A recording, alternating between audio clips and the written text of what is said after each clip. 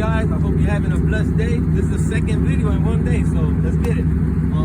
Now today is gonna be a different topic. Right now we're gonna talk about exhaust. Alright, so in this exhaust we have nothing, just straight pipe all the way. Stock manifolds, custom H pipe, and muffler delete. That's all. And for now I like how it sounds. I would like in the future I like to get, you know, like some long tube headers, maybe pace setter, because pace setter is like the best setup you can get for on a budget. And right now I'm gonna just give you guys a little sound clip, like revving, maybe a little flyby for you guys. So I hope you guys enjoy.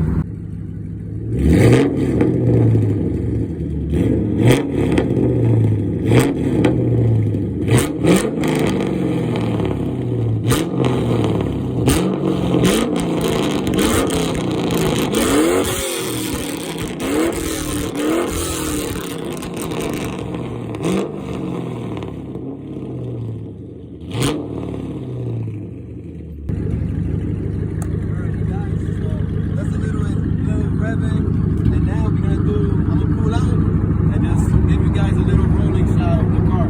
So let's go.